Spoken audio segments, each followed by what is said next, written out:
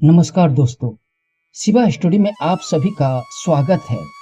दोस्तों, गीता में प्रथम अध्याय का महत्व क्या है, आज हम इसके बारे में जानकारी प्राप्त करेंगे। एक समय पार्वती जी ने पूछा महादेव जी से कि किस ज्ञान के बल पर संसार के सब लोग आपको शिव कह के पुकारते हैं। मिर्ग छाला ओढ़े और अपने सभी अंगों में शमशान की विभूति लगाए, गले में सर्प और नरमुंडों की माला पहने हुए हो, इनमें से कोई भी पवित्र नहीं है, फिर भी आप किस ज्ञान से पवित्र माने जाते हो।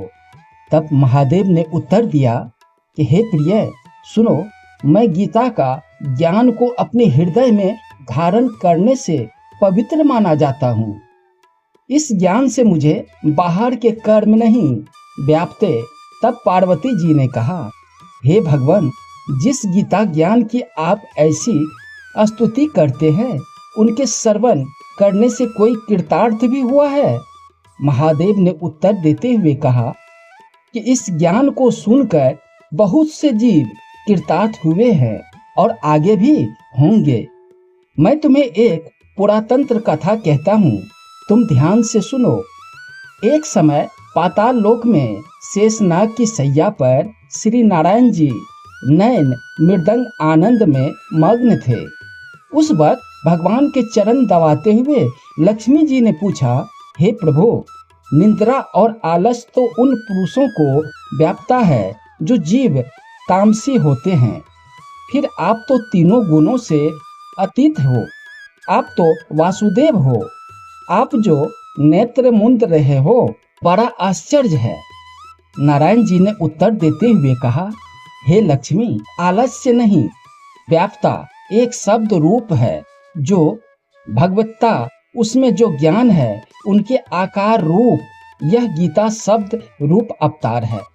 इस गीता में यह अंग 5 अध्याय मेरे मुख हैं, 10 अध्याय मेरी भुजा है, 16वां अध्याय मेरा हृदय है, मन और मेरा उदर है, 17वां अध्याय मेरी जंघा है, 18वां अध्याय मेरे चरण है। गीता श्लोक ही मेरी नाड़ियां हैं और जो गीता के अक्षर हैं वो मेरा रोम है। ऐसा मेरा शब्द रूपी जो गीता ज्ञान है, उसी के अर्थ में हृदय में विचार करता हूँ और बहुत आनंद भी प्राप्त करता हूँ। लक्ष्मी जी बोले, हे नारायण जी, जब श्री गीता जी का इतना ज्ञान है तो उसको सुनकर कोई जीव कृतार्थ भी हुआ है, सो मुझे कहो। तब श्री नारायण ने कहा, हे लक्ष्मी, गीता ज्ञान को सुनकर बहुत से जीव कृतार्थ हुए हैं। सो तुम श्रवण को एक व्यक्ति था जो कि चंडालों के कर्म करता था और तेल नमक का व्यापार करता था। उसने एक बकरी पाली हुई थी। एक दिन वह बकरी चराने के लिए वन में गया और वृक्ष से पत्ते तोड़ने लगा। वहां उसे एक सर्प ने डस लिया, जिससे वह तुरंत मर गया। मरने के बाद उसने बहुत से नरक भोगे और फिर उसका जन्म बैल के रूप में हुआ। उस बैल को एक भिक्षु ने मोल लिया।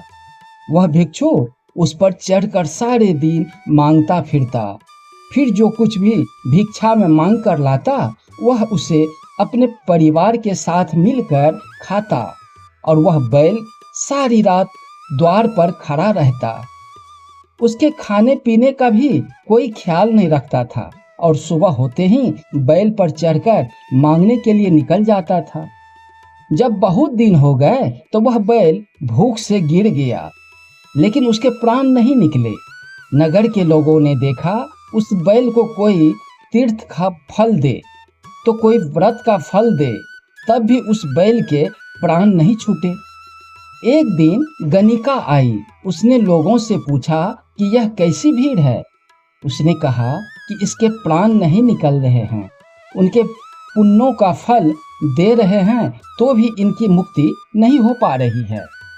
तब गणिका ने कहा कि मैं जो कर्म किया हूँ उसका फल मैंने इस बैल को दिया है। इतना कहते ही बैल की मुक्ति हो गई।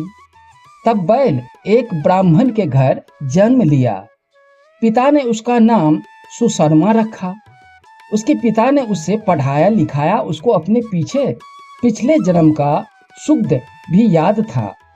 उसने एक दिन मन में विचार किया कि जिस गणिका ने मुझे बैल की योनि से छुटकारा दिया है उसका दर्शन करूं।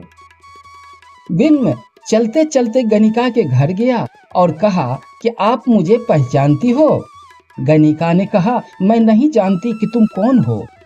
तब उसने कहा कि मैं वही बैल हूँ जिसको आपने अपने पुण्य दिए थे।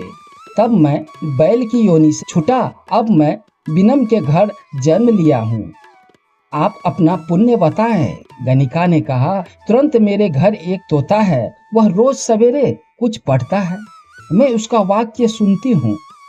उस पुण्य का फल मैंने तुम्हें दे दिया। तब भीम ने तोते से पूछा कि तू सवेरे क्या पढ़ता है?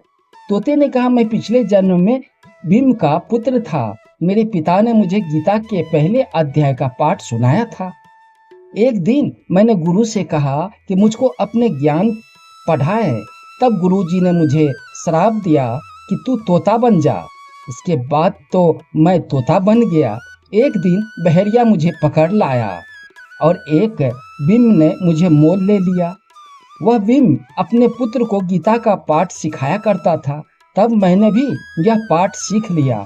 उसी दिन भीम के घर में चोर घुस गया था। कोई भी धन तो प्राप्त हुआ नहीं, लेकिन वह मेरा पिंजरा उठाकर ले गया।